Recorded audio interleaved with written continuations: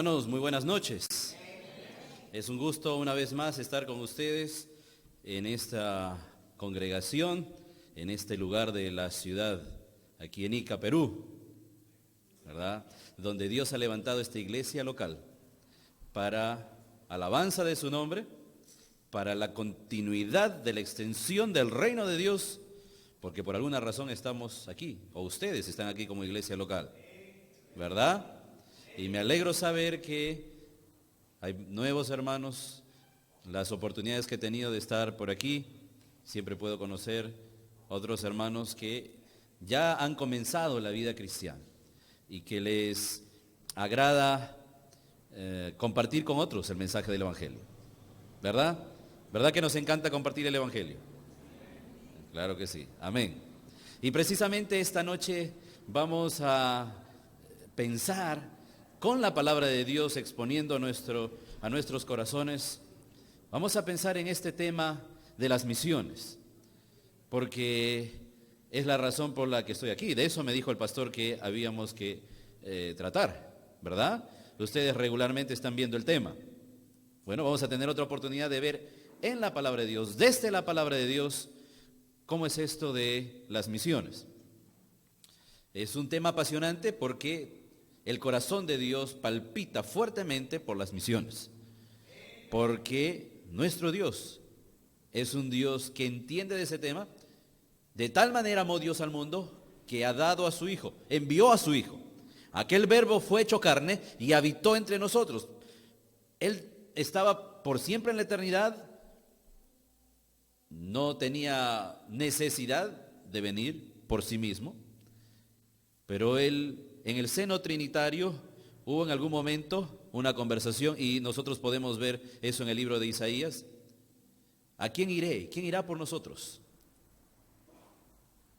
Y en un momento de la historia, Dios se hace carne, viene a estar en el mundo de los humanos para traernos el mensaje: he aquí que el reino de los cielos se ha acercado, arrepentíos. Él era no solamente el comunicador del mensaje de la palabra de Dios, sino que a su vez Él mismo era el mensaje. Porque en el principio era el verbo y el verbo era con Dios y el verbo era Dios. Verbo, palabra. Él comunica mensaje con su sola presencia. Y fue a la cruz. Qué manera más comprometida de un misionero para llevar un mensaje, predicar el mensaje y morir a causa de ese mensaje que Él ha predicado. ¿Todo por qué? Por amor a nosotros. Y nos ha salvado de la eternidad de la condenación. Una condenación que es la muerte segunda, dice la Biblia, a la cual gracias a Dios ya no tenemos por qué ir si Jesucristo vive en nuestros corazones. ¿Verdad? Muy bien. Vamos a inclinar nuestros rostros, vamos a orar y seguido de esto, ya les voy a mencionar el pasaje donde vamos a estar estudiando en esta noche. Padre Celestial, muchísimas gracias te damos por ser tus hijos, por habernos libertado de la condenación del pecado. Gracias porque en un momento de nuestras vidas, por tu gracia, por tu misericordia, llegamos a conocer al Salvador. Este Salvador se hizo manifiesto a nuestras vidas. Alguien nos comunicó el mensaje y en ese bendito, glorioso día creímos en ti, creímos en el mensaje de la cruz. El Señor Jesucristo se volvió en ese momento para nosotros nuestro Señor y Salvador. Pero hemos aprendido en la vida cristiana que no es solo conocer de Él, no es solo tenerlo como Señor y Salvador, no es solo recibir el regalo de la vida eterna, sino que la vida cristiana es una vida dinámica de seguir compartiendo ese mensaje que nos transformó la vida, para que otros a su vez también sean transformados. Bendito Padre, enséñanos con tu palabra, motívanos, Padre Celestial, con el poder de tu palabra, para tomar decisiones en nuestra vida,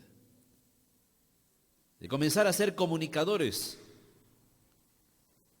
comunicadores intencionales del mensaje de la cruz, que si en algún momento de nuestra vida lo solíamos hacer, quizá cuando comenzó nuestra vida cristiana, pero hoy es un hábito que hemos dejado de practicar y estamos callando tan grande tesoro que tenemos y no lo estamos compartiendo. Señor, ayúdanos a tomar decisión. Por favor te pedimos. Bendice nuestro tiempo con tu palabra. En el nombre del Señor Jesucristo. Amén. Vamos al libro de San Juan, Evangelio según San Juan.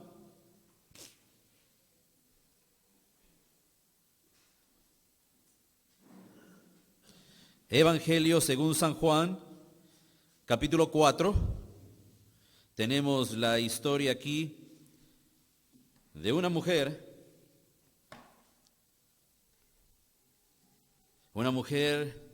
que nos va a enseñar en esta noche cómo es ese tremendo privilegio, tremendo gozo de pasar de la vida perdida al campo de los perdidos. En San Juan capítulo 4, nosotros tenemos la historia de la tan conocida mujer samaritana.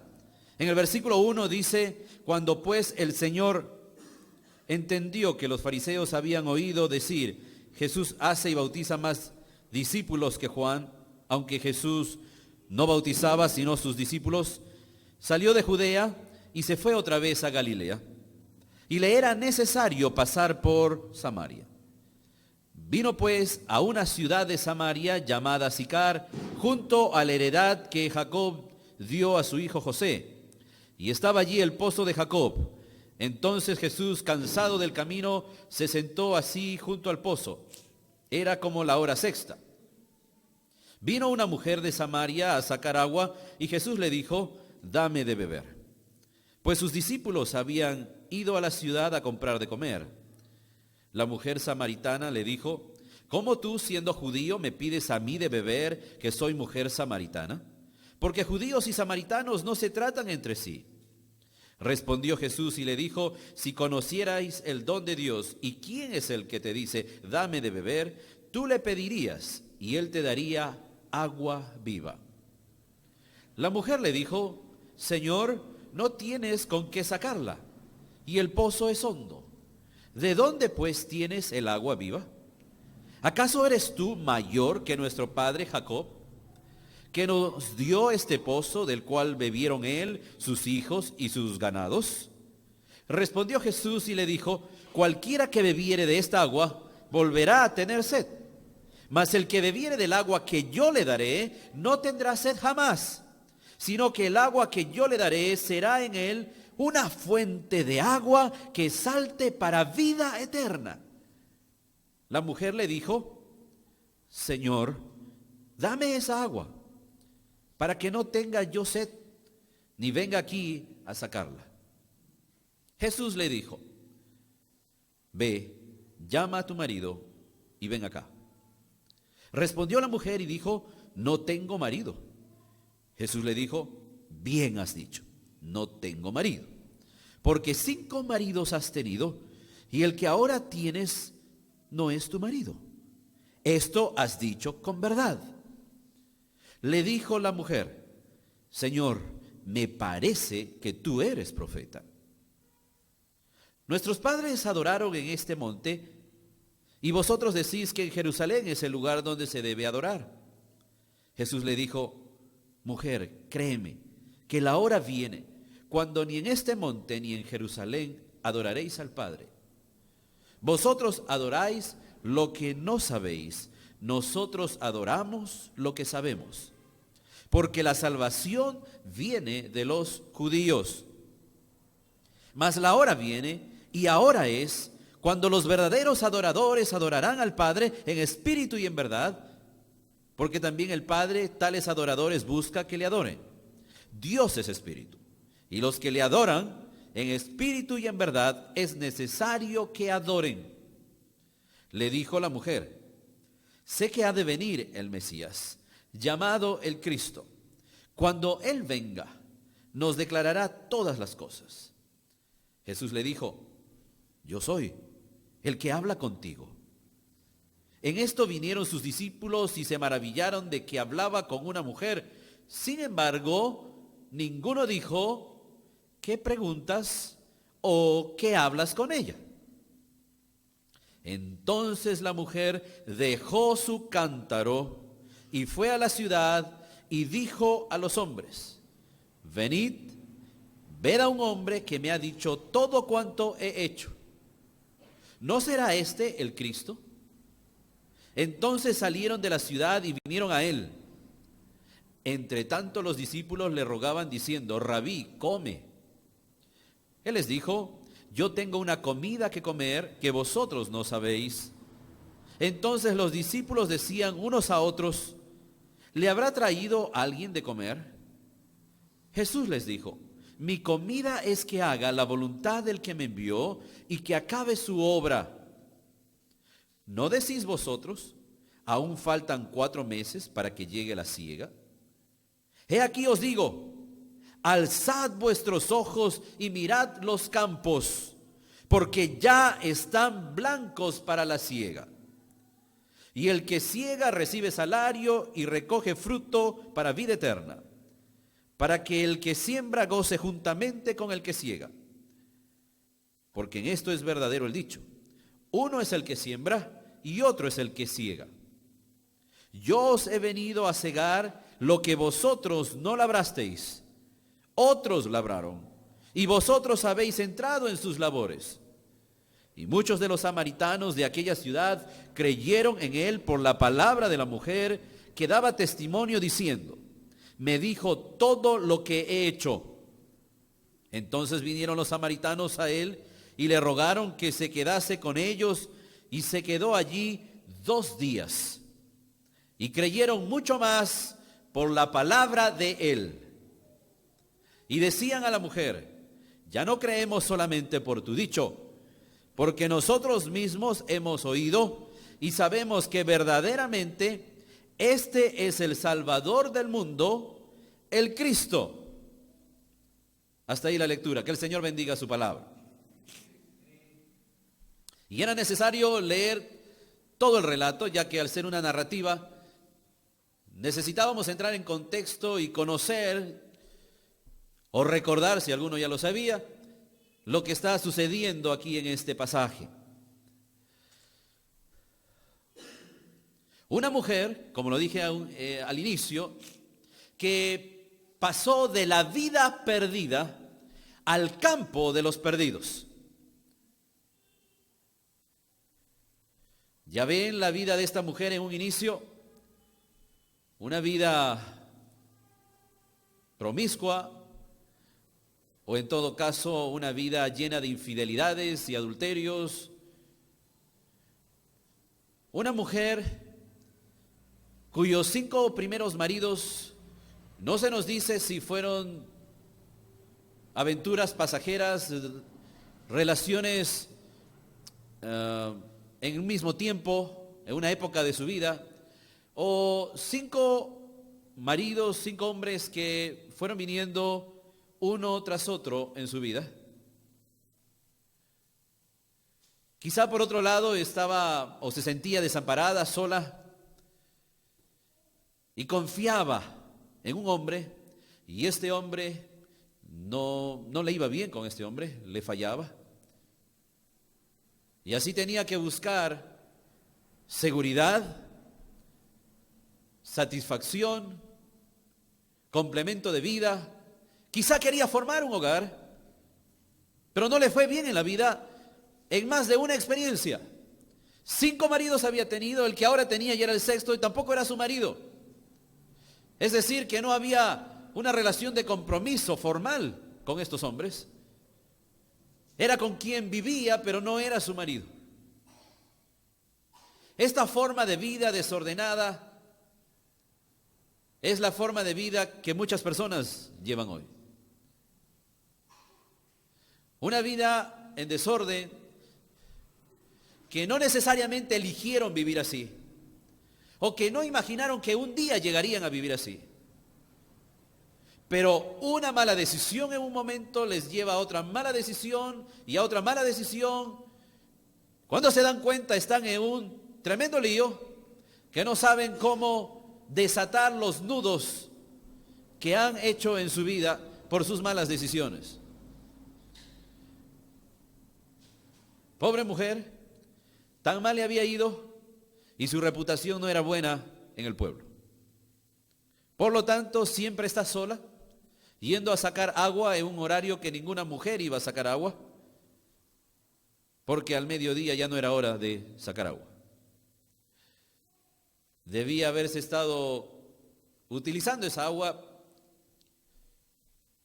pues todas las mujeres iban muy temprano para hacer sus labores, para cocinar, para lavar, pero ella tenía que esperar un momento cuando no había nadie en el pozo, donde seguramente era el blanco de las críticas, de los comentarios y las murmuraciones, precisamente por la forma de vida que tenía. Tanto había llegado a hacer un desorden en su vida, y quizá por este mismo hecho de haberle fallado las relaciones anteriores, ya ella no confiaba en nadie. Y en muchos casos, personas que critican a sus parejas o cónyuges, tarde o temprano terminan cometiendo los mismos errores que su pareja. Y si en un momento ella criticaba a sus maridos de fallarle, de no brindarle seguridad, de serle infiel, quizá en el camino ella también se convirtió en algo así. Y sin amigas, ¿con quién conversar? Buscando el momento cuando nadie esté para buscar un poco de agua. Pero cuando leímos al inicio del pasaje en el capítulo 4, dice que al Señor Jesucristo le era necesario pasar por Samaria. Le era necesario, y ahora después de haber leído entendemos por qué. Le era necesario tener este encuentro, o salirle al encuentro en la vida a esta mujer que tenía una vida perdida y que de hecho estaba perdida eternamente, sin oportunidad, no solo de una mejora de vida en la tierra, sino sin una oportunidad de mejora para la eternidad. Le era necesario al Señor Jesucristo llegar a Samaria, pasar por Samaria, puesto que no era costumbre de los judíos pasar por Samaria para ir desde el sur, desde Jerusalén, hacia Galilea, al norte. Ellos salían del camino, iban por la tierra de extranjeros y luego volvían a ingresar al territorio de Israel, ya en Galilea, pero no pasaban por Samaria. Los samaritanos ya de por sí eran despreciados por los judíos. Ahora, si dentro de los samaritanos había una mujer que era despreciada por su propia gente, por otros samaritanos, imagínense si un judío iba a conversar con ella. Pero el Señor Jesús buscó esta vida, el alma de esta mujer, para transformar su vida, para que ella dejase de estar ya en las tinieblas, para pasar a la luz, al reino del amado Hijo de Dios. Él le salió al encuentro con la salvación. Y tomando de algo que ella estaba haciendo allí, que era recoger agua del pozo, Él le presenta el plan de salvación, el mensaje del Evangelio, porque la lleva de lo que es meramente terrenal, recoger agua y beber, al plano espiritual, dándose Él a conocer quién era Él, y diciéndole a la mujer: si tú supieses quién soy yo, quién es el que habla contigo, no estaría yo pidiéndote agua a ti, sino que tú me estarías pidiendo agua a mí. Y el agua que yo te daría sería un agua que saltaría para vida eterna. Pues el que bebe del agua que yo le daré no tendrá sed jamás. Y allí está el Señor, llevándola del plano de lo terrenal al plano de lo espiritual.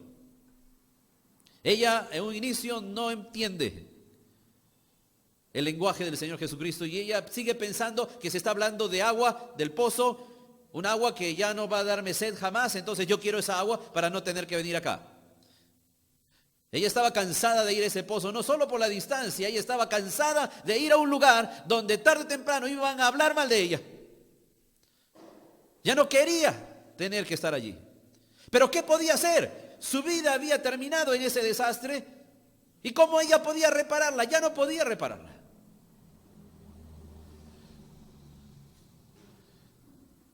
El Señor Jesucristo entonces toca en la llaga directamente. Ya que ella no está entendiendo el lenguaje que él está hablando, él le dice, mira, vamos a hacer una cosa. Ve, llama a tu marido y ven acá, le dice en el versículo 16.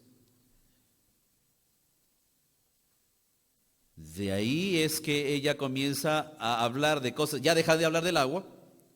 Y si me está preguntando por mi marido, dice ella, voy a dar la respuesta, diciendo, no tengo marido. En el sentido de que nunca he tenido compromiso con ninguno de los anteriores, ni con este tampoco. Si me dices de marido, así, marido en el sentido estricto de la palabra, pues no tengo marido. Por eso que el Señor le dice que ella habló bien, bien has dicho, no tengo marido. Esto has dicho con verdad. Porque 5 maridos has tenido, este judío, y por allí no pasaban los judíos. Era extraño ver a un judío. Pero este judío que nunca la había visto y que hace un momento le estaba pidiendo agua, que tuvo el atrevimiento de hablarle y que le habla de un agua que él tiene, un agua que es para vida eterna, que si uno la toma ya no tiene sed jamás. Ahora le va a decir a ella su vida. Él la conoce y ella ni tiene idea de que él sabe sobre ella. Cuando le dice, 5 maridos has tenido, en el versículo 18, y el que ahora tienes no es tu marido. Esto has dicho con verdad. Cuando ella se da cuenta que el Señor Jesucristo tiene un conocimiento de su vida, siendo este un extraño a quien por primera vez está viendo, entonces ella llega a la conclusión, Señor, me parece que tú eres profeta, porque puedes decirme cosas de mi vida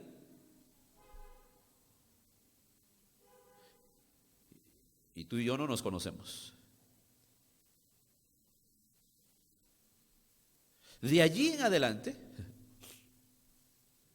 continúa la conversación entre ellos, porque ella dice, si tú eres profeta, entonces quiero que me resuelvas esta pregunta que siempre he tenido. ¿Dónde se debe adorar? ¿Aquí o en Jerusalén? Y una vez más el Señor le hace saber que no es como ella piensa, las cosas no son como ella piensa. Que llegará un día cuando no importará la verdad, el punto geográfico de adoración, sino la forma en que se adora. En el versículo 23 el Señor le dice, mas la hora viene y ahora es cuando los verdaderos adoradores adorarán al Padre en espíritu y en verdad. Porque también el Padre tales adoradores busca que le adoren. Dios es espíritu y los que le adoran en espíritu y en verdad es necesario que adoren. No importa el lugar geográfico, importa buscar al Señor de corazón, en espíritu y en verdad. Ella tenía un conocimiento de las escrituras también, antiguo testamentarias, que había llegado a ella seguramente de manera oral. Y tiene otra pregunta, tiene otra incógnita en su vida. En el versículo 25 le dijo la mujer, sé que ha de venir el Mesías llamado el Cristo. Cuando Él venga nos declarará todas las cosas. Cuando Él venga en el futuro. Y oh, sorpresa para ella, el Señor Jesucristo le responde en el versículo 26, yo soy. Ese que tú estás hablando, ese que tú estás diciendo que cuando Él venga, ya estoy aquí. Yo soy el que habla contigo. Y en eso interrumpen la conversación sus los discípulos del Señor que habían ido a buscar algo de comer y regresaron. Y cuando ellos regresan, en ese preciso momento, la mujer deja su cántaro y se va a la ciudad. Deja la conversación con el Señor Jesucristo allí. Y es de aquí en adelante de donde nosotros vamos a sacar enseñanzas para nuestra vida respecto al tema de misiones. Porque vamos a notar que esto de salir de la vida perdida y llegar al campo de los perdidos, es decir, al campo misionero, es un proceso. Un proceso que inicia primeramente con la salvación de nuestras almas. En ese día, esta mujer no había planificado, ella no sabía, la salvación estaba preparada para ella en ese día. Ese día ella conoce al Señor Jesucristo, tiene un encuentro personal con Él, un encuentro transformador que le cambia la vida. ¿Lo sabemos eso? Porque hemos leído todo el pasaje y sabemos que en la parte final esa mujer ya está en otras condiciones y ya no es la mujer que se esconde de las multitudes, ahora ella va a las multitudes. Ya no le importa lo que digan de ella, porque todo lo que pueden decir es del pasado, pero ya no desde ese momento que ella conoció al Señor en adelante. Sucedió para esta mujer lo que el apóstol Pablo dijo a los hermanos de Corinto: de modo que si alguno está en Cristo, nueva criatura es. Las cosas viejas pasaron, he aquí todas son hechas nuevas, y todo cambió en la vida de esta mujer. Recibió salvación y vida eterna. Y espero que cada uno de los que estamos aquí en esta congregación, aquí en el templo, cada uno de nosotros ya ha pasado por la experiencia personal de haber tenido ese encuentro con el Señor Jesucristo. Gracias a la predicación que alguien nos ha traído a nuestras vidas sobre lo que el Señor Jesucristo hizo por nosotros en la cruz.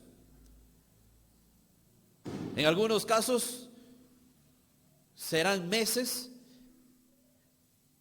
para personas aquí desde el día en que tuvieron ese encuentro. Para algunos de ustedes quizá ya cuentan muchos años desde aquel glorioso día cuando el Señor Jesucristo llegó a sus vidas. Y quizá el testimonio suyo se parezca al testimonio de la mujer en Samaria. Quizá no sea igual, pero también usted anduvo en la vida perdida. Dicho en las palabras del apóstol Pablo a los Efesios en el capítulo 2, andábamos sin esperanza y sin Dios en el mundo. Perdidos. Esperando el día en que se hiciera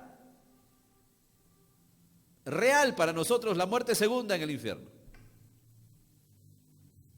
Pero el Señor llegó a nuestras vidas. Alguien tuvo en su corazón el deseo de hablarnos el mensaje de la cruz y enseñarnos que en ningún otro hay salvación, y nos enseñó que no hay otro nombre bajo el cielo dado a los hombres en que podamos ser salvos, que solo en Jesús hay salvación. Ese día entendimos que no hay más que un solo mediador entre Dios y los hombres, y ese es Jesucristo hombre, Jesucristo hecho humano, que fue a la cruz. Y así Cristo se convirtió en nosotros la esperanza de gloria.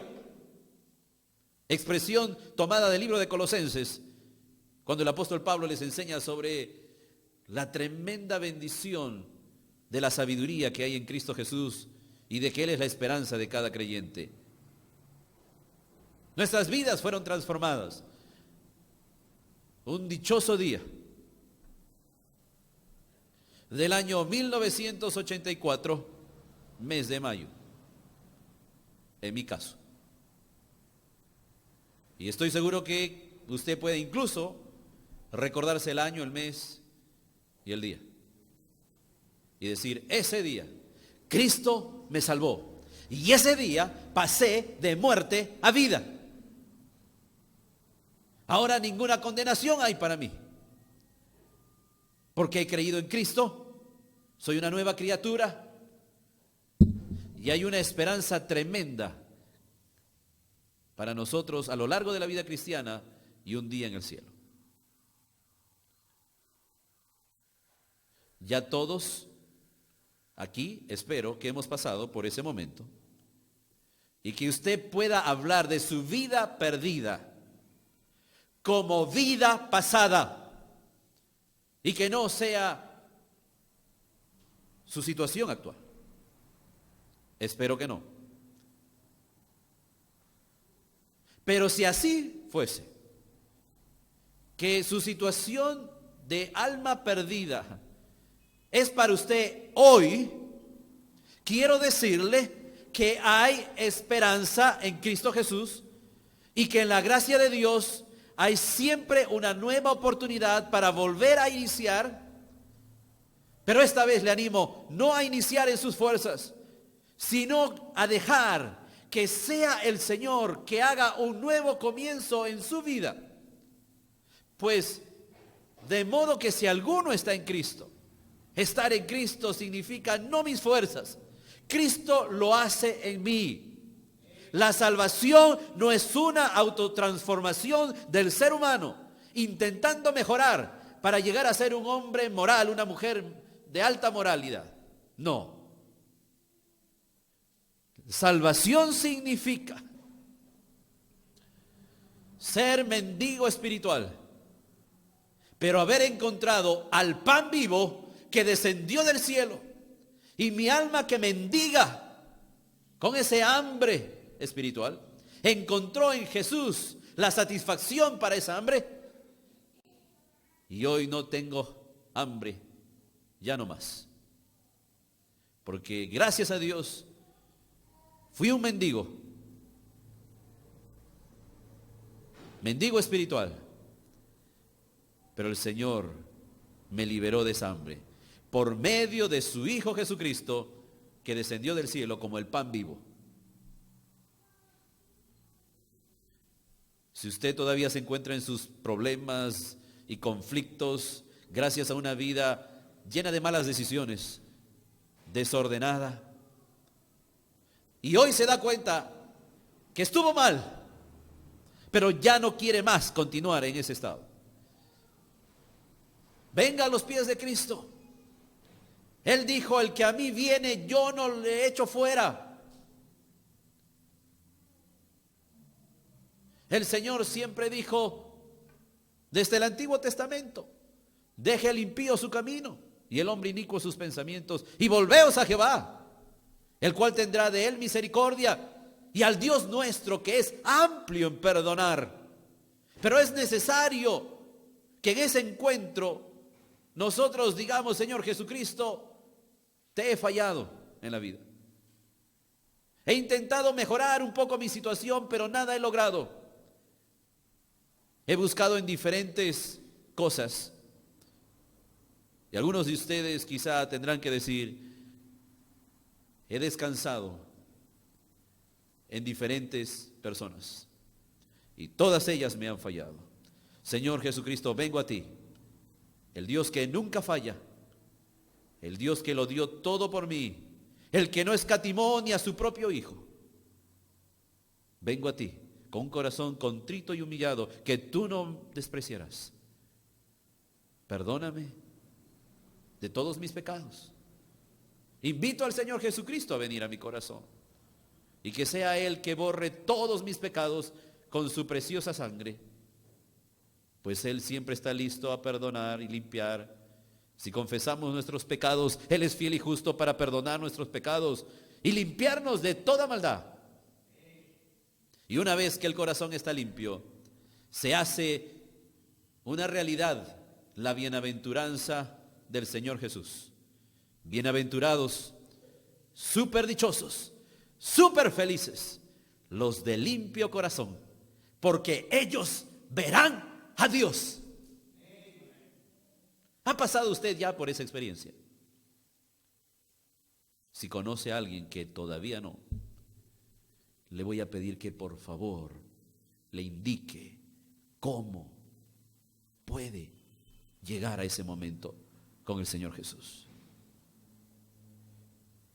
Porque el evangelismo personal, esto de compartir el evangelio, esto de las misiones, no es otra cosa que un mendigo diciéndole a otro mendigo donde ambos pueden encontrar pan. Esto del evangelismo y las misiones no es otra cosa que un pecador diciéndole a otro pecador donde ambos pueden encontrar salvación.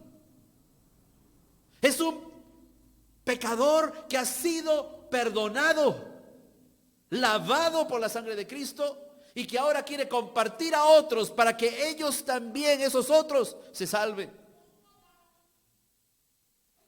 Esta fue la actitud de esta mujer allí en Samaria. ¿Y cómo podemos nosotros entonces, tomando el ejemplo de esta mujer,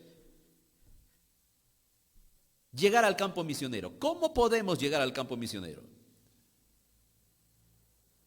Porque ya hemos salido de la vida perdida en muchos de los casos aquí.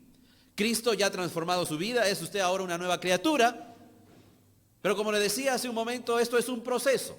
Salir de la vida perdida y llegar al campo de los perdidos. Pero muchos de nosotros nos hemos estancado en el proceso. ¿Cómo podemos hacer para llegar finalmente al campo de los perdidos? ¿Cómo puedo yo estar involucrado y ser parte de la obra de Dios? ¿Cómo es posible que yo pueda llegar al campo misionero? Bueno, veamos tres cosas que hizo la mujer aquí, en esta sección ya del 28 en adelante. En primer lugar, vean lo que hizo. Versículo 28. Entonces la mujer dejó su cántaro y fue a la ciudad y dijo a los hombres: venid, ved a un hombre que me ha dicho todo cuanto he hecho. ¿No será este el Cristo? En primer lugar, ¿cómo podemos llegar al campo misionero? Bueno, en primer lugar, avanzando en el proceso. Para llegar al campo misionero es necesario ir avanzando en este proceso, el proceso del cual les hablé, de salir de la vida perdida y llegar al campo de los perdidos. Necesitamos ir avanzando en el proceso, no detenernos. Con lo poco que sabemos, con lo poco que tenemos, necesitamos avanzar. Para compartir el mensaje del Evangelio, porque de eso se trata, misiones. Misiones es estar involucrado en el evangelismo, en compartir las buenas nuevas del mensaje de salvación. Para hacer esto, no necesito saber todo. No necesito siquiera saber mucho.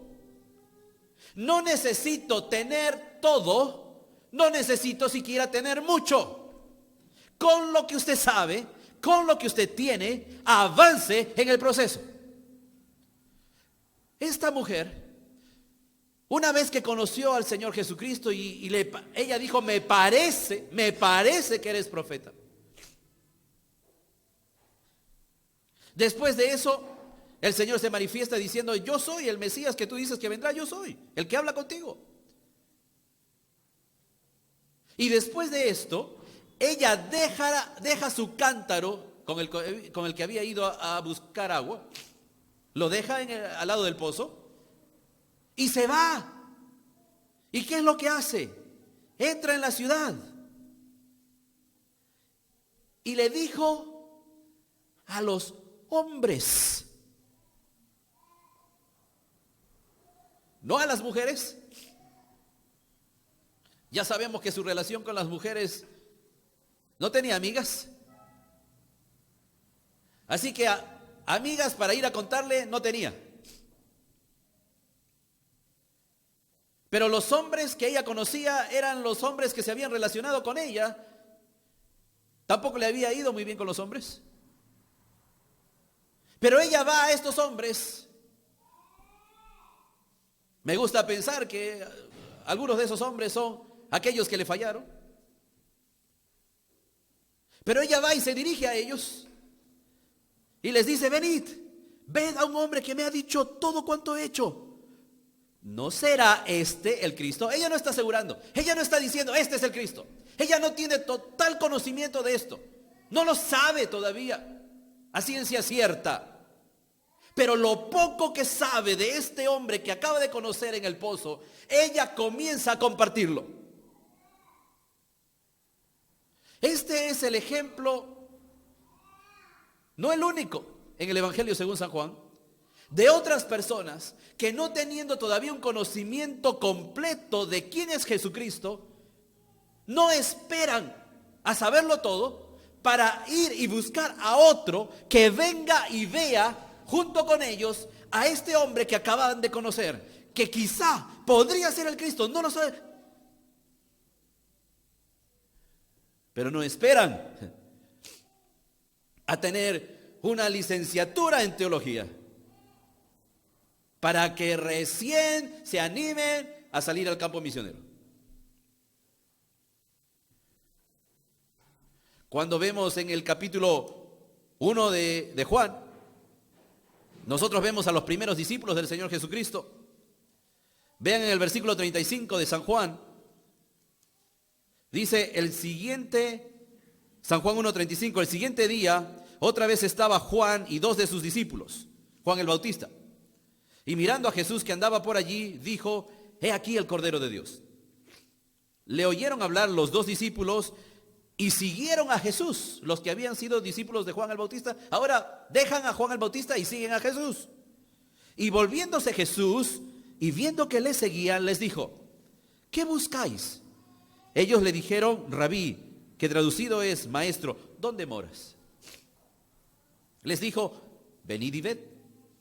Fueron y vieron dónde moraba y se quedaron con él aquel día, porque era como la hora 10:00. Andrés, hermano de Simón Pedro, era uno de los 2 que habían oído a Juan y habían seguido a Jesús. Andrés, acababa de conocer a Jesús, acababa de pasar con él unas horas del día, y eso fue suficiente para que él hiciera la acción del versículo 41. Halló primero a su hermano Simón y le dijo: hemos hallado al Mesías. Hemos hallado, dice, recuerden que eran 2, pero este es uno de ellos. Hemos hallado al Mesías, que traducido es el Cristo. ¿Y qué hizo? Y le trajo a Jesús. Y mirándole Jesús dijo: tú eres Simón, hijo de Jonás, tú serás llamado Cefas, que quiere decir Pedro. Y ya sabemos por la historia de la Biblia que este Pedro, con todo lo que pasó durante los 3 años que anduvo con el Señor Jesucristo, finalmente, después de todo, el Señor lo restaura y le da un trabajo que hacer, diciéndole: Simón Pedro, o Simón hijo de Jonás, ¿me amas más que estos? Sí, Señor. Apacienta mis ovejas. Vemos luego en el libro de los Hechos, en el capítulo 2, que él está liderando el grupo de los apóstoles. Y el Señor Jesucristo le había dicho que le daría autoridad y que él tendría las llaves para abrir. Y en Hechos capítulo 2, él ingresa la llave. Y en ese día la recién naciente iglesia abre sus puertas gracias a la predicación del apóstol Pedro, y una multitud ingresa a ser parte de la iglesia. Este apóstol Pedro en el libro de los Hechos lo vemos ya ahora con mucho coraje. El término bíblico es denuedo, es decir, ausencia de temor. Decir toda palabra que debo decir con ausencia de temor. Ya no es el miedoso Simón a quien le dijeron, tú eres amigo de este Jesús de Nazaret. No, por miedo lo negó. Pero en Hechos capítulo 2 y los demás capítulos lo vemos que él está dispuesto a que lo lleven a la cárcel, que lo maltraten en la cárcel, y cuando le amenazan y le dicen, les vamos a dejar salir, pero dejen de hablar de ese nombre, Jesús de Nazaret. Y él saliendo junto con los otros reúne a los hermanos y les dice, esto nos han hecho en la cárcel y así nos han amenazado. Pero no vamos a dejar de predicar, porque es necesario obedecer a Dios antes que a los hombres. Y continuó predicando. Había madurado espiritualmente. Ya no es el Simón de los evangelios, ahora es un líder estable, el líder de los otros apóstoles. Y ni qué decir cuando vemos al apóstol Pedro ya en sus epístolas, en la primera y segunda epístola del apóstol Pedro. Un hombre ya entrado en años, con experiencia de haber caminado de la mano del Señor por tantos años, dando sus consejos.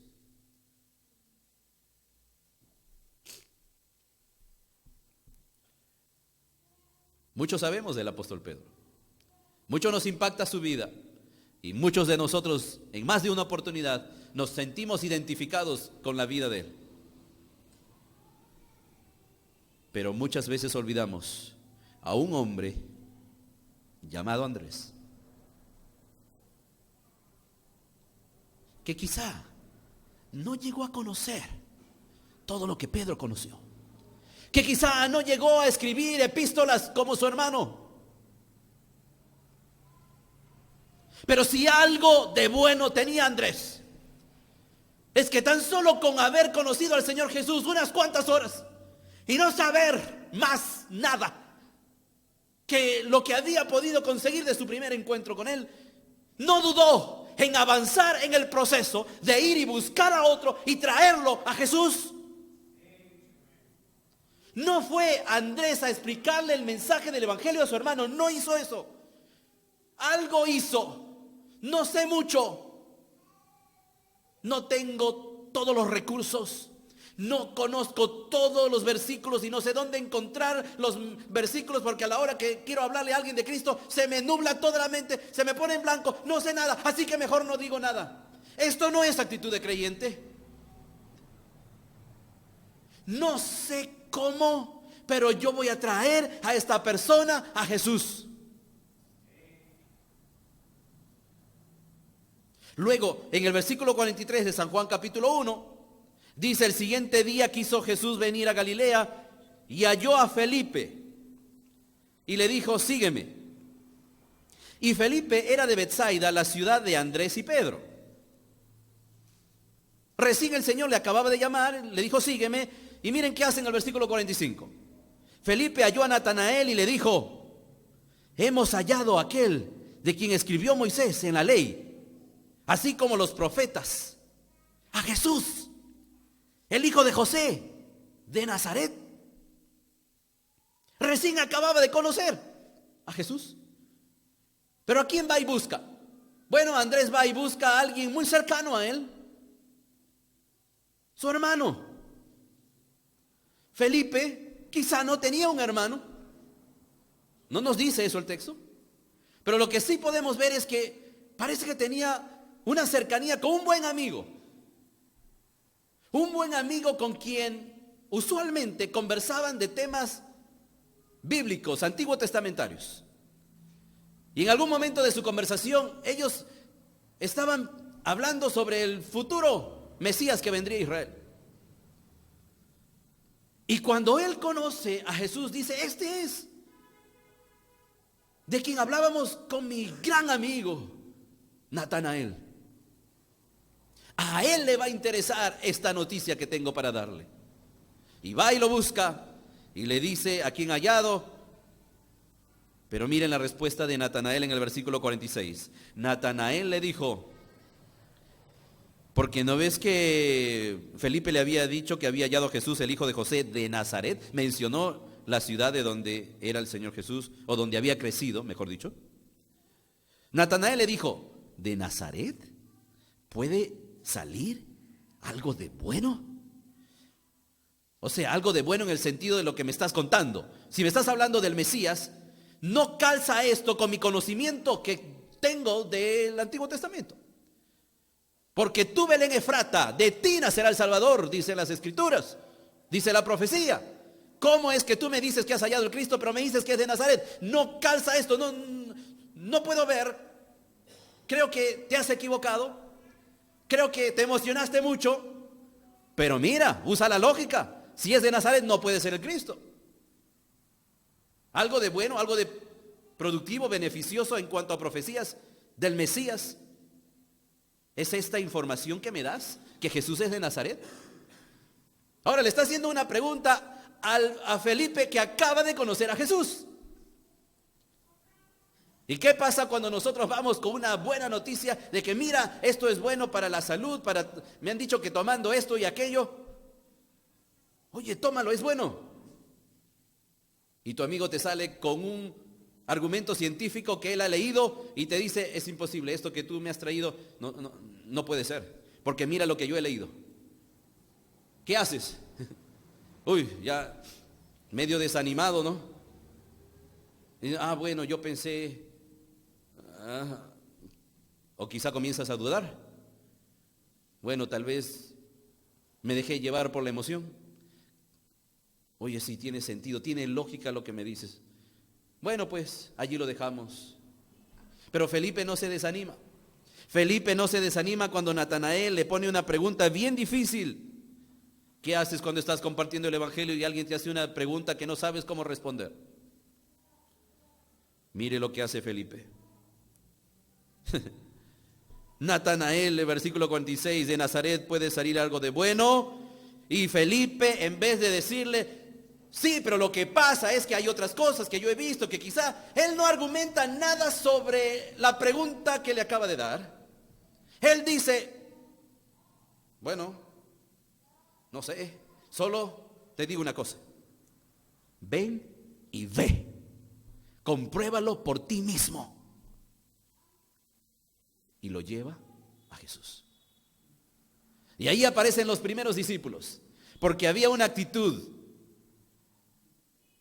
de, si acabo de conocer a Jesús, no voy a esperar llegar a conocer tanto más para recién comenzar a avanzar en el proceso. Y yo escucho muchas veces a creyentes decir, bueno, yo no comparto el Evangelio, todavía me estoy preparando un poco más. Lo que pasa es que todavía yo no domino ciertas cosas. Voy a estudiar un poco más y ya más adelante quiero estar más preparado para compartir de Cristo. Mi estimado hermano, hermana, ¿qué tanto más necesita usted para compartir de Cristo? Esta mujer aquí de Samaria, Andrés, Felipe, ¿qué tanto necesitaron para compartir de Cristo? Lo poco que conocemos, lo poco que tenemos. Es hora de avanzar en el proceso de evangelizar, en el proceso de compartir a otros sobre Jesucristo. Y cuando la gente diga un montón de argumentos que no sabemos cómo responder, venid y ved. Y una de las cosas primeras para mostrar a la gente es nuestro propio testimonio de cómo el Señor nos ha transformado la vida. La gente puede discutir nuestros argumentos, pero nunca podrá negar las evidencias que dan nuestra vida transformada por el poder del Evangelio. Así que, hermanos, ¿cómo llegar al campo misionero? Es necesario ir avanzando en el proceso. No se detenga, no se desanime porque tuvo experiencias donde compartió el Evangelio y luego le hicieron tantas preguntas que no supo más que decir y se sintió avergonzado de no saber más y no quiere hablar ahora. No deje que el enemigo, que Satanás, utilice esa experiencia para callarle, porque eso es el objetivo principal del enemigo, callarle. a la misma par que va creciendo espiritualmente y va conociendo poco a poco del Señor, siga compartiendo su fe. No veo cómo Dios le va a usted dar mayor conocimiento de quién es Él y conocimiento de su palabra, si lo poco que ya ha aprendido no lo comparte. En la medida que usted entregue a otros lo que está recibiendo, es la medida en que el Señor seguirá añadiendo más conocimiento de Él y de su palabra para hacerlo cada vez mejor. Pero que el miedo o las malas experiencias en la evangelización no lo paralicen usted. Avance en el proceso de compartir a otros sobre el Señor Jesucristo. ¿Qué otra cosa podemos aprender de esta mujer ahí en Samaria? Bueno, en realidad lo que podemos aprender aquí es de algo que el Señor Jesucristo dice. Versículo 35. ¿No decís vosotros? Les dice esto a sus discípulos. ¿No decís vosotros, aún faltan 4 meses para que llegue la siega, o sea, la cosecha? He aquí os digo, alzad vuestros ojos y mirad los campos, porque ya están blancos para la siega, ya están listos para ser cosechados. Cuando alguno piensa en el campo misionero, por lo general siempre está pensando en algo que debe suceder en su vida a futuro. Y entonces alguien dice, estoy orando porque siento en mi corazón el deseo de involucrarme más en la obra de Dios. Y estoy orando para saber qué Dios quiere que yo haga. Y he sabido testimonios y biografías, también he leído algunos libros sobre biografías de misioneros y me siento muy motivado y me gustaría que alguna vez pase eso en mi vida. Y estoy orando para que de aquí a que termine tal contrato de trabajo, de aquí a que termine mis estudios, de aquí a que esto o aquello. Y siempre estamos pensando que el campo misionero es algo que está a futuro, esperando para llegar a nuestras vidas. Los discípulos cometieron el mismo error. Todavía falta 4 meses. Y el Señor les dice, no digan eso. Alcen vuestros ojos y miren que los campos ya están listos para ser cosechados. Y de esto aprendemos que otra cosa que debemos hacer para llegar al campo misionero es ir aprovechando las oportunidades. ¿Cómo podemos llegar al campo misionero? Bueno, avanzando en el proceso, pero también aprovechando las oportunidades. ¿Por qué siempre está pensando en el campo misionero como algo que es a futuro y que además está en otro lugar y que no es aquí? Muchos pensamos campo misionero, inmediatamente relacionamos un lugar muy lejos. Campo misionero, un lugar en el futuro. Un lugar lejos en el futuro donde algún día el Señor me lleve para servirle. Levante su mirada. Vea que el tiempo de la cosecha espiritual ya está aquí y ahora. Y están listos para ser cosechados. En una oportunidad, un hermano me hospedó en su casa, no solo a mí, sino a un grupo que íbamos para compartir el evangelio en una ciudad muy allá al sur, en la Patagonia Argentina. Y nos quedamos allí en un estado, en una provincia llamada Río Negro. Y llegamos a un pueblo donde nunca antes se había predicado, muy pocas veces se habían predicado el evangelio, y este solo hermano que vivía allá nos invitó para ir y ayudarle a evangelizar en su ciudad, un pueblo pequeño.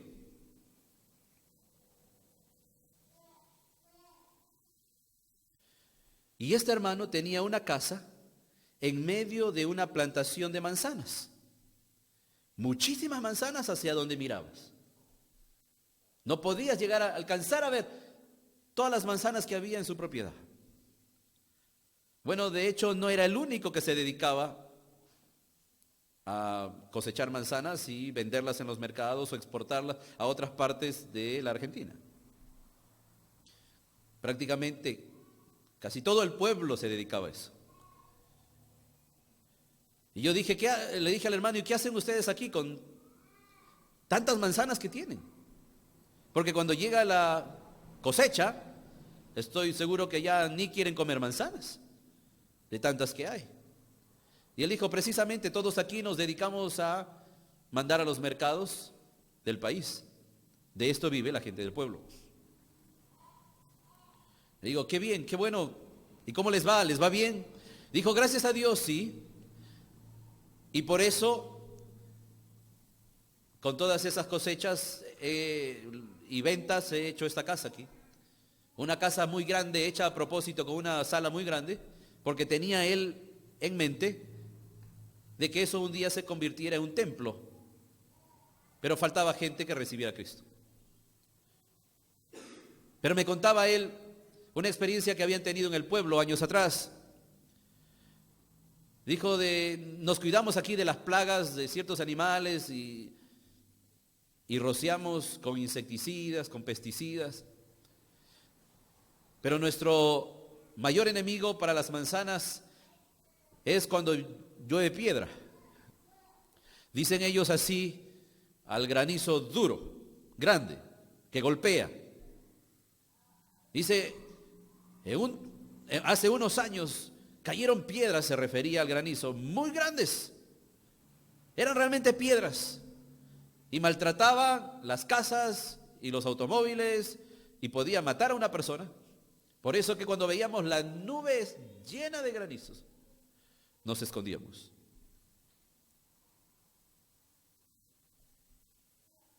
Y lo que pasó ese año, me dijo, es que el granizo vino y echó a perder todas las plantaciones de manzana que estaban a punto de ser cosechadas. Pero subí al techo de mi casa, dijo él, y cuando vi la nube a lo lejos, oscura, que sabíamos que era granizo que iba a maltratar las manzanas, me arrodillé en el techo y le dije al Señor, por favor, Señor, cuida de las manzanas, porque allí está toda la producción de inversión de dinero. Señor, cuida, por favor, las manzanas. Y aun si llueve granizo en todo lugar, por favor te pido, cuida la casa de tu siervo. Y pasó el granizo, y llovió granizo en todo el pueblo y más allá. Pero las únicas manzanas que no fueron afectadas fueron las manzanas de este hermano y toda su plantación. La gente lamentaba, lloraba por haber perdido sus manzanas. Era su inversión de préstamos del banco y todo eso. Se querían algunos suicidar. Cuando él se dio cuenta que él era el único a quien el granizo no le había afectado, agradeció al Señor y dijo, aquí tengo suficiente producción de manzanas, pero tengo hasta para compartir. Y dijo a sus vecinos que estaban tristes, no se preocupen, yo voy a compartir las manzanas contigo, no vas a perder, vas a recuperar tu capital. Vente, comparto manzanas, vengan a mis campos. Y comenzó a avisar a toda la gente de alrededor que vinieran a sus campos y que cosecharan. Y me dijo, usted no puede creerlo, venían con camiones en muchas cajas a llevar las manzanas y pagamos al banco y hubo gran ganancia y terminé de construir esta casa y la gente venía y también hicieron lo mismo. Y Dios utilizó las manzanas de esta propiedad para que la gente del pueblo no tuviese pérdida en ese año. Tanto así, me dijo, que llegó un momento cuando todos los vecinos Gente honesta además, como mayormente es en el interior del país, que ya había cosechado, ya había vendido y habían ganado. Pero el hermano todavía tenía muchas manzanas en sus campos. Y dijo a todos: pasen la voz, que vengan y recojan las manzanas. Pero ya todos en el pueblo tenían manzanas. Y me dijo: ¿sabe? Nunca antes había visto tantas manzanas en mi propiedad. Y si antes estaba llorando y clamando al Señor para que mis manzanas no se echaran a perder, ahora estaba tan triste porque las manzanas se estaban perdiendo y ya la gente no quería recoger.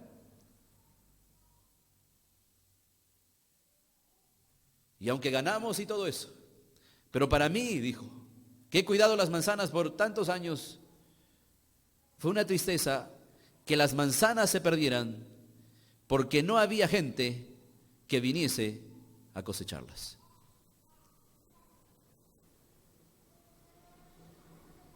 Este hermano ya mayor, con un gran amor por la obra de Dios y con el deseo de que hubiese una iglesia en su casa, me dijo: pero hermano, eso no es lo más triste, porque a mí esa pena se me pasó. Lo más triste es que en la obra de Dios los campos están listos para cosechar almas y las almas se pierden porque no hay nadie que levante sus ojos y vea que ya es el momento y que hay sobreproducción de almas perdidas que van al infierno y se pierden porque usted, porque yo nos hemos acomodado a nuestra vida de iglesia y ya tenemos lo nuestro y ya tenemos nuestra vida eterna, todo bien, y las bendiciones del Señor para nuestra vida terrenal incluso, que hemos olvidado que hay una producción eterna que se echa a perder porque no aprovechamos las oportunidades. Hermanos, la obra de Dios es un trabajo corporativo. La obra de Dios es un trabajo de todos nosotros. No es usted mejor que otro hermano en el campo del evangelismo. No somos los pastores los que sabemos todo sobre la obra de Dios y cómo ganar almas. No, es un trabajo del cuerpo de Cristo y que necesitamos hacerlo entre todos. Porque aquí lo que el Señor Jesucristo les enseña a sus discípulos es algo que luego el apóstol Pablo va a repetir a los hermanos de la iglesia en Corinto, cuando les dice en el versículo 36: y el que siega recibe salario y recoge fruto para vida eterna, para que el que siembra goce juntamente con el que siega. Esto te da rápidamente a entender que no son las mismas personas las que siembran que las que cosechan.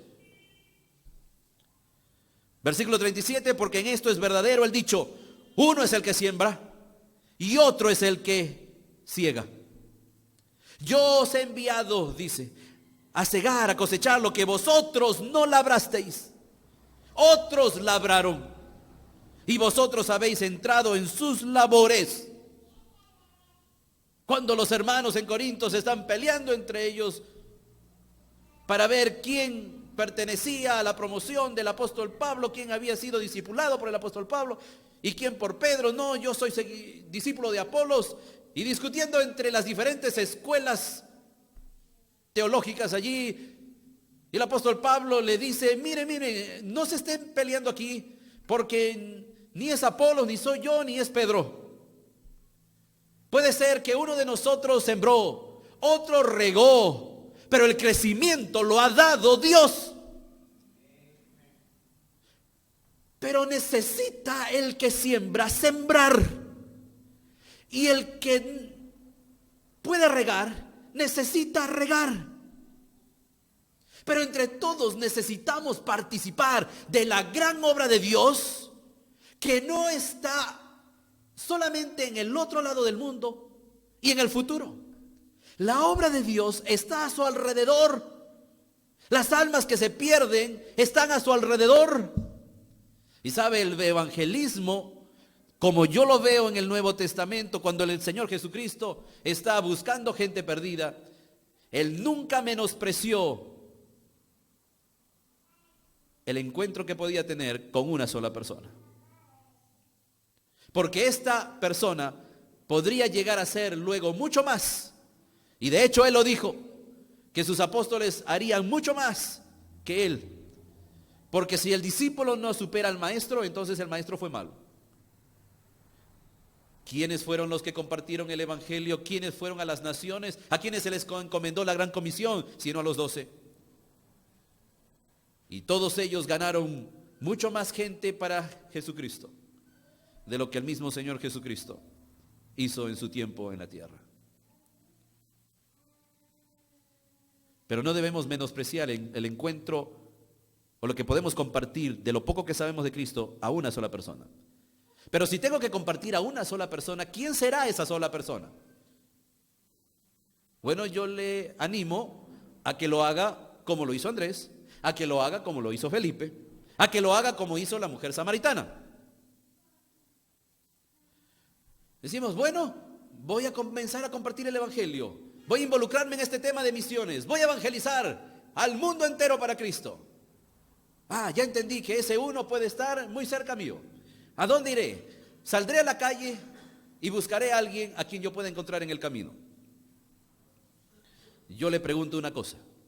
¿Es que acaso no tiene usted un hermano de sangre, un hermano biológico que no conoce de Cristo? Andrés tenía a Simón. Bueno, yo soy hijo único, yo no tengo a más nadie. Bueno, pero supongo que debe tener un amigo cercano. Todo Felipe tiene un Natanael. Si hay uno con quien usted debe compartir lo poco que sabe del Señor Jesucristo, no vaya a la China a buscar ese uno. Porque ese uno posiblemente está en su propia casa. Porque ese uno está en tu lugar de estudios, tu mejor amigo. Porque ese uno está en tu lugar de trabajo, tu compañero con quien pasas 8 horas al día. El evangelismo personal ha sido siempre buscar a aquellos más cercanos a mí y compartirle de mi fe a los más cercanos. El evangelismo personal, de alguna u otra manera, cuando va pasando el tiempo, se va convirtiendo en impersonal. Porque buscamos aquel con el cual no tengo mucha relación. Y he escuchado decir esta frase: es mucho más fácil hablarle al que no conozco que hablarle al de mi propia casa. Claro, si el de tu propia casa te conoce bien, entonces entiendo por qué no le quieres hablar. Porque vas a tener que presentar tu testimonio personal de salvación primero. Y si tu familiar te va a decir, para ser como tú, mejor yo no me vuelvo cristiano. Por eso es que es más difícil en tu propia casa. Pero vaya y busque y dígale: quiero presentarte a Jesús. Si no sabe usted cómo hacerlo, traiga a esa persona al templo. Diga: te invito a la iglesia, vamos el domingo. Hay un evento, vamos. Qué triste es cuando el creyente se cambia en su casa, se alista para venir a un tremendo evento en la iglesia, pero no invita a ninguno de los de su casa. Él solo sale, él solo regresa. Y se jacta de decir: soy el único cristiano en mi casa. Vergüenza debería darle decir eso. Ya deberían ser más. Hermanos, donde otros crearon oportunidades, donde otros la dejaron, es necesario aprovechar de esas oportunidades. Y en último lugar, ¿cómo llegar al campo misionero? Versículo 29 o versículo 24. Sí, 29, la mujer dice: venid, ved a un hombre. Ven a un hombre. ¿Quién era ese hombre? Señor Jesús. En el versículo 39 dice: y muchos de los samaritanos de aquella ciudad creyeron en él por la palabra de la mujer, que daba testimonio diciendo: me dijo todo lo que he hecho. ¿De quién estaba hablando? Del Señor Jesús.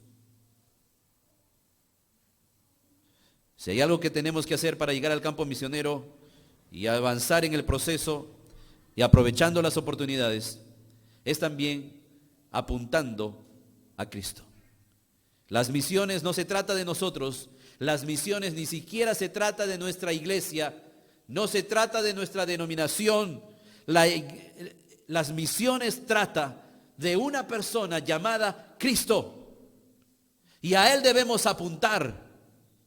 Venid y ved. ¿Qué cosa? Mirad, ved a Cristo.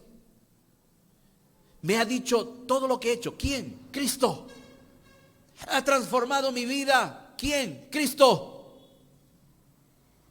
Me ha sanado de la esclavitud, me ha libertado de la esclavitud del pecado. Hoy tengo vida eterna. ¿Quién? Cristo. El testimonio personal es bueno contarlo en la medida que tu testimonio personal apunta a Cristo. Cuando el testimonio personal se centra en mi experiencia, en lo que yo he logrado. Y mira cuánto mi vida se ha transformado, pero no apunto a Cristo. He dejado de perder el foco de las misiones, que es Cristo. Venid y ved, mire lo que ha hecho, mire lo que me ha dicho. ¿No será el Cristo?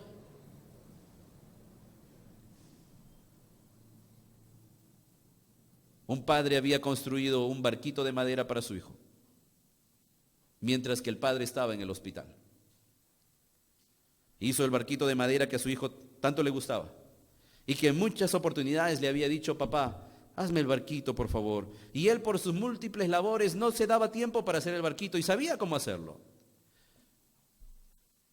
Pero tuvo que caer enfermo y ser hospitalizado, y en el hospital se acordó de lo que su hijo le pedía y pidió herramientas y comenzó a hacer el barquito para su hijo.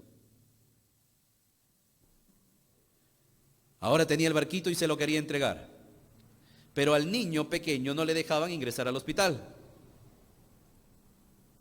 Así que llegó el tío, llevó al niño, llegó hasta el hospital y le dijo: voy a visitar a tu papá. Tú te quedas aquí, tú no puedes ingresar. El niño se quedó triste. Dijo: yo vuelvo pronto. Luego el niño se consoló y al rato regresa el tío con el encargo del padre, que le había dicho: entrégale esto a mi hijo. No puedo esperar hasta que salga del hospital. Si está triste porque no me ve, que aunque sea se alegre con algo que le mando. Este es su barquito que él quería. Llega el tío allí en la parte baja del estacionamiento y le entrega el barquito al hijo. El niño abrazó a su tío fuertemente en señal de gratitud por ese barquito. Pero el tío, una vez que pudo abrazar al niño, le dijo: mira, y apuntó hacia una de las ventanas del hospital, donde era el cuarto del papá, y el papá pudo ver por la ventana a su hijo, que disfrutaba de este regalo que él le había enviado. Y lo que el padre podía ver desde esa ventana es que el tío no se apropió del abrazo como que si él hubiese hecho el regalo. Pero desde allá abajo se notaba a alguien que apuntaba a quien realmente hizo el regalo, y el niño entendió que ese era regalo que le enviaba a su papá. Nosotros todos necesitamos decirle al mundo que solo en Jesucristo, solo en Él hay salvación, pero no se trata de nuestra iglesia, se trata de Cristo, solo de Cristo y nada más que de Cristo. Él es el camino, verdad y vida para todo aquel que cree, al judío primeramente y también al griego. Pero la salvación trata de Cristo. Apunte a Él y haga misiones en Ica, y haciéndolo en Ica, haciéndolo en su barrio aquí en Santiago, usted lo está haciendo también en el Perú y en el mundo entero. Vamos a orar.